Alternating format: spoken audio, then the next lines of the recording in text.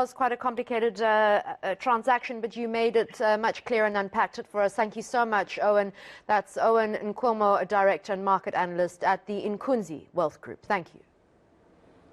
Well, government is on a vaccine drive, but where are the passengers? Gauteng Premier David Makhura and his team are visiting vaccine sites in Ekurhuleni this morning. Many of these around Gauteng and the country are empty, and national government says it doesn't have the resources to drum up awareness. Nqobilie Madlala is on the Premier's trail and joins us now. Nqobilie, we heard from the Premier just a few minutes ago, and I hear the Mayor of Ekurhuleni is there as well. What's he had to say?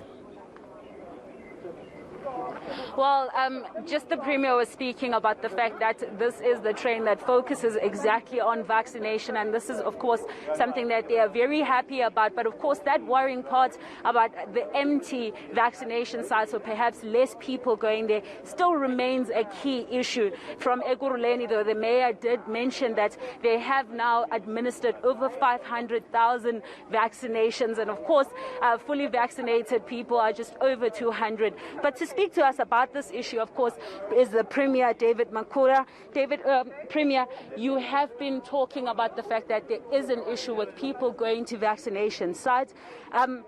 What is the plan for this weekend? Because we know that the weekend seems to see a lot of empty places. We have been sending out our mobilization teams to communities. We joined some of them earlier this week. We are joining them today.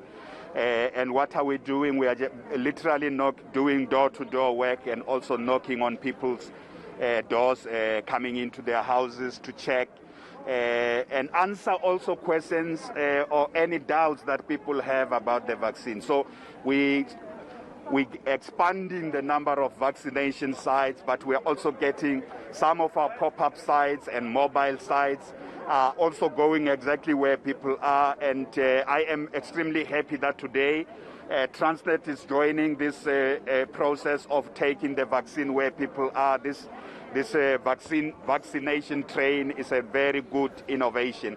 I want to say in Gauteng province, we still want to go back to reach a target we set for ourselves of 100,000 vaccinations a day.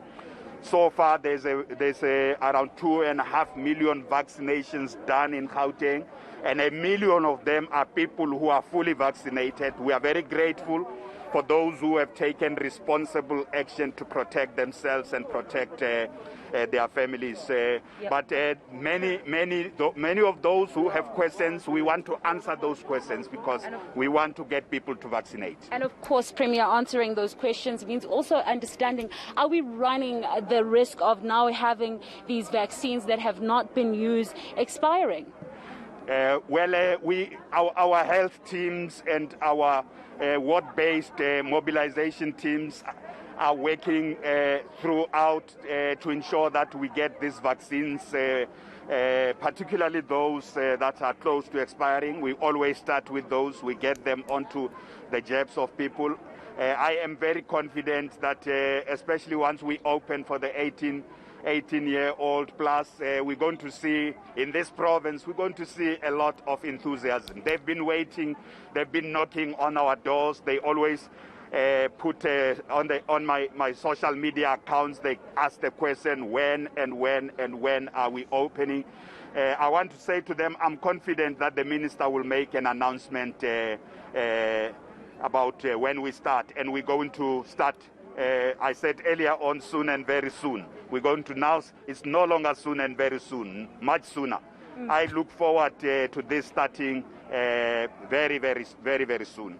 Well, another burning question, Premier, is the fact that the former Gauteng Health CFO is at the special tribunal today. We believe that you are also, who believes that you're also liable for the PPE funds that were misappropriately used and looted. What is your response to that? Well, I just want to say firstly that the Special Investigation Unit is acting on our behalf as the government, as the Gauteng provincial government. They did the investigation at our request. And we said to them, all those who have led to us losing the money as a result of unlawful action must be pursued. Money must be recovered, whether it's from government officials or from business people.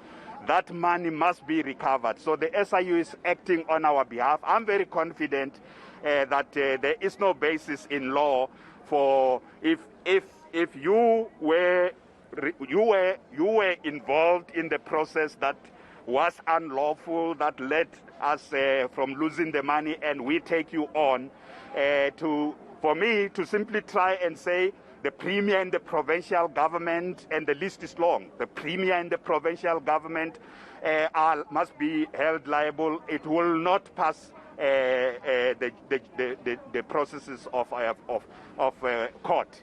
I want to emphasize that anyone who tries any tricks, any political tricks around this will not succeed, because the Special Investigation Unit will help us recover the money from those who have acted unlawfully when they were given the responsibility to oversee the processes of PPE procurement. I still want to say, anybody who was involved in unlawful acts or criminal acts in the PPE procurement, we will find them, and the money must be recovered, and then they must find justice.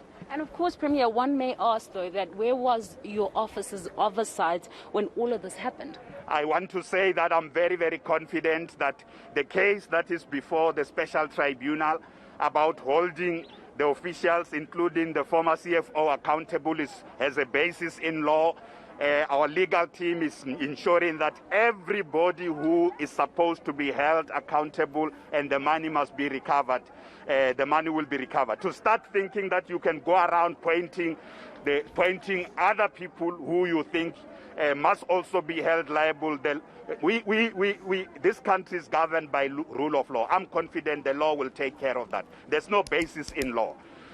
Those who must be held to account, the money must be recovered because they were involved in unlawful acts and in criminal activities. The money will be recovered from those. Thank you very much, Premier. Thank you. Premier David Makhura speaking to us there about the vaccination sites here in Ekurhuleni, as well as the implication, which we have heard, that also the CFO is asking that he also be held liable. He's saying at this point, there's no point to be pointing fingers at people, but rather to let the SIU basically do the investigation and find the culprits behind that looting of the money. Nqobilie, thank you so much for that. We'll be keeping our eyes on that SIU to see what they uncover. Nqobilie Madlala out there for us in Gauteng. Still